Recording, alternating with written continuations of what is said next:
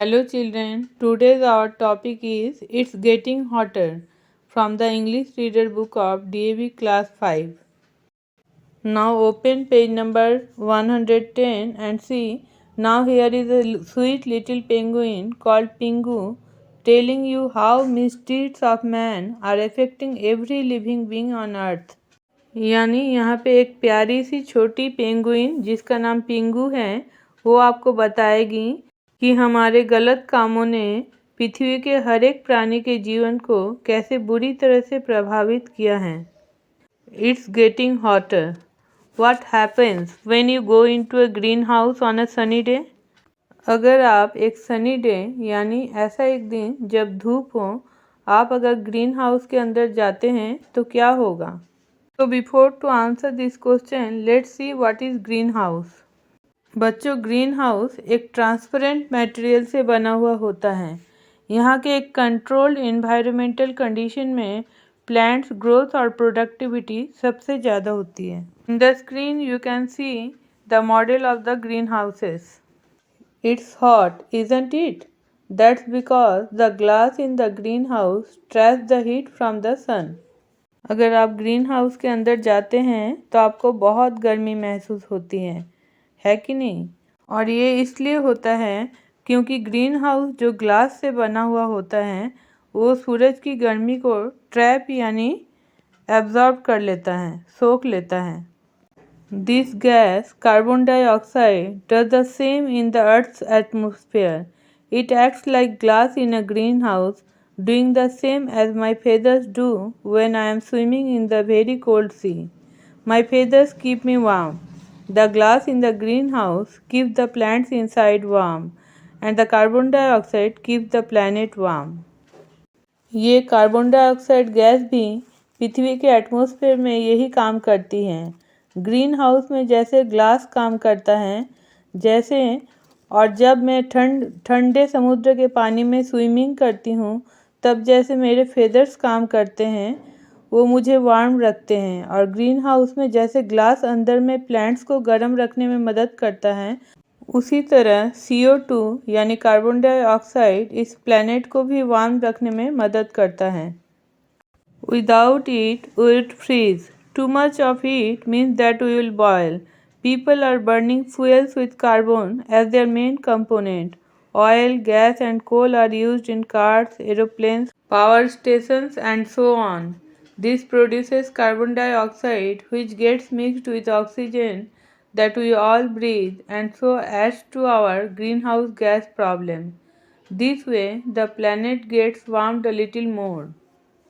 अगर carbon dioxide gas नहीं हो तो हम जम जाएंगे, और अगर बहुत ज़्यादा हो जाए तो हम गर्मी से बॉयल हो जाएंगे। हम फ्यूल्स बर्न करते हैं और फ्यूल्स का मेन कंपोनेंट है यानी उपादान है कार्बन। कार में, एरोप्लेन में, पावर हाउस में और भी कई जगह हम ऑयल, गैस और कोल के रूप में कार्बन का यूज़ करते हैं। ये सब एटमॉस्फेयर के ऑक्सीजन गैस जिसे हम इनहेल करते हैं उसके साथ मिलके कार्बन डाइऑक्साइड गैस उत्पन्न करती हैं और जो ग्रीन हाउस गैस प्रॉब्लम को बढ़ा देती हैं, और इस तरह से ये प्लैनेट थोड़ा और ज़्यादा गर्म हो जाता है। चिल्ड्रन, ग्रीन हाउस गैस यानी वो गैस जो पृथ्वी के ताप को एब्जॉर्ब करती हैं और फिर से अर्थ में ही रेडिएट करती हैं, जैसे कि carbon dioxide, methane, water vapour इत्यादि। What happens next is not a good news for people or penguins. The thing that bothers me is that the ice of poles is melting fast. इसके बाद जो होने वाला है वो इंसानों के लिए या हम पेंगुइनों के लिए एकदम भी गुड न्यूज़ नहीं है। वो बात जो मुझे परेशान कर रही है वो ये है कि नॉर्थ पोल और साउथ पोल की बर्फ़ बहुत तेज़ गल रही है। The Arctic sea ice is getting less every year, and the frozen continent of Antarctica, my home, is losing ice too. Other seas like North Sea are warming too. This means that fish which need colder waters have to swim north, and this can have bad effects on marine life. But for you people, it will be much worse. Arctic sea में बर्फ हर साल कम होते जा रही है और बर्फ से ढकी हुई कंटिनेंट एंटार्क्टिका यानी एंटार्क्टिका कंटिनेंट जो हमारा घर है वहाँ पे भी बर्फ कम होते जा रहा है।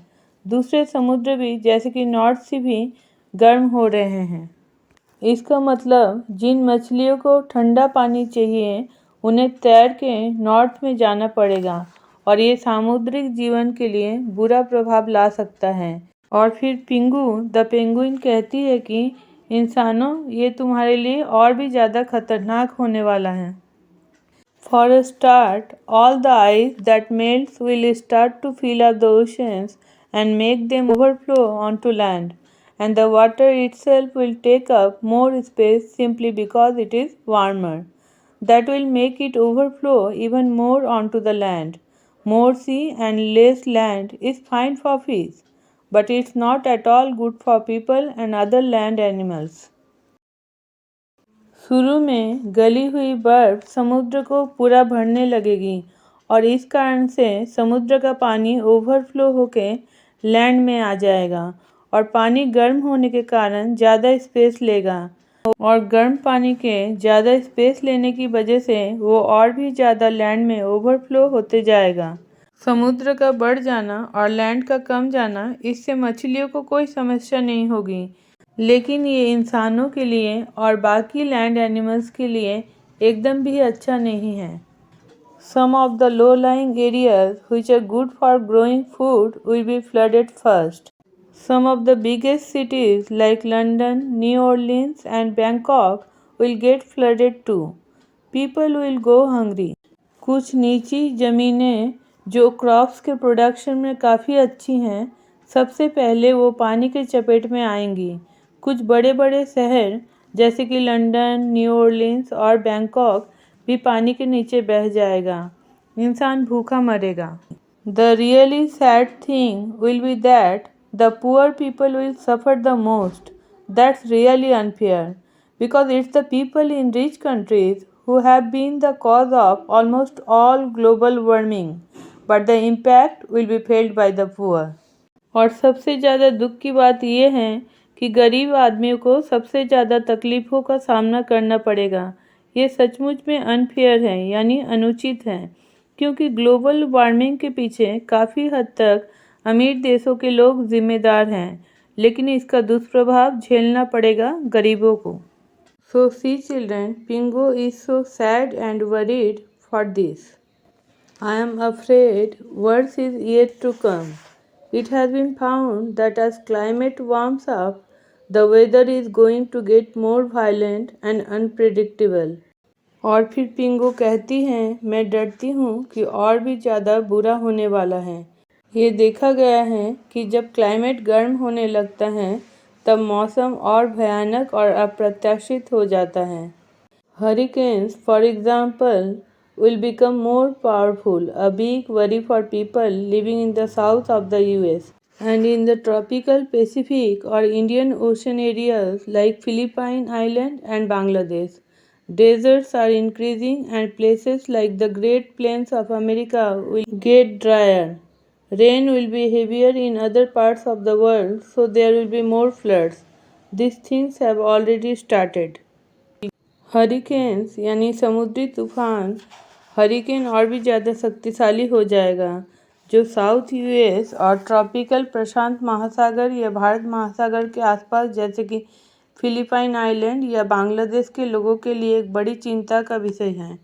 डेजर्ट्स यानी मरुस्थली बढ़ते जा रही हैं और ग्रेट प्लेन्स ऑफ अमेरिका की जैसी जगह सूखते जा रही हैं। Great plains of America America महादेश में स्थित है और ये यूनाइटेड स्टेट्स और कनाडा में स्थित है। दुनिया के बाकी जगहों में बारिश ज़्यादा होगी और जिससे बाढ़ भी ज़्यादा आएगी और अब ये शुरू हो चुका है। Lots of people have studied the climate around the world. They agreed several years ago that climate change was really happening. As a result, all countries in the world came together in a big conference at Kyoto in Japan. Here they began to try and agree what to do about climate change. Lots of promises were made, but countries haven't been very good at carrying them out. काफ़ी लोगों ने पूरे विश्व की climate की study की है। काफ़ी वर्षों पहले वे सारे लोग सहमत हुए कि क्लाइमेट चेंज सचमुच में हो रहा है और इसके फलस्वरूप जापान के काइटो में विश्व के सारे देशों का एक बड़ा कॉन्फ्रेंस आयोजित हुआ। यहाँ वे कोशिश करने लगे और आपसी सहमति से डिसाइड करने लगे कि इसके लिए क्या करना चाहिए। बहुत सारी प्रॉमिसेस की गई यानी वायदे किए गए, लेकिन उन वायदों को निभाने में, उनको इम्प्लीमेंटेड करने में वो सारी कंट्रीज ज़्यादा सक्सेसफुल नहीं हुई। Since then, the evidence of change has become stronger and stronger. The ice sheets in both the Arctic and Antarctic are melting speedily. Sea levels are rising. और उसके बाद से ये वेदर चेंज का प्रमाण और भी ज़्यादा स्पष्ट और स्पष्टतर होते गया। आर्कटिक और एंटार्क्टिक दोनों जगह बर्फ़ की सतह बहुत तेज़ी से गल रही है। समुद्र में पानी का स्तर बढ़ते जा रहा है। Temperatures are rising, especially in the Arctic and Antarctic. Glaciers on other mountains of the world are melting very fast, especially in the Himalayas. The world is heating up, and I am sorry to say it's all people's fault.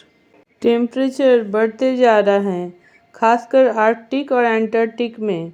पर्वतों के glaciers यानी हिमनद बहुत तेज़ गति से गल रहे हैं, खासकर हिमालय में। दुनिया गर्म हो रही है यानी दुनिया में गर्मी बढ़ रही है और मैं ये काफ़ी दुख के साथ कह रही हूँ कि ये सारी गलती इंसानों की है। See children, the earth is getting hotter and Pingu is thinking how to keep it cool.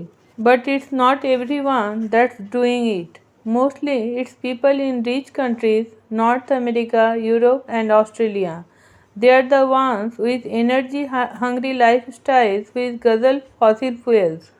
Poor people like those in most African countries, Asia and Latin America can't afford to travel all over the places in cars and planes. They don't have heating or air conditioning in their homes or eat fancy food. लेकिन हर एक इंसान ये नहीं कर रहा है। खासकर ये लोग अमीर देशों के लोग हैं, जैसे कि नॉर्थ अमेरिका, यूरोप और ऑस्ट्रेलिया। इनके एनर्जी हंग्री लाइफस्टाइल में फॉसिल फ्यूल्स का बहुत ज़्यादा लार्ज अमाउंट में कंजम्पशन हो रहा है। चिल्ड्रन, गज़ल मतलब to consume quickly and in large amount.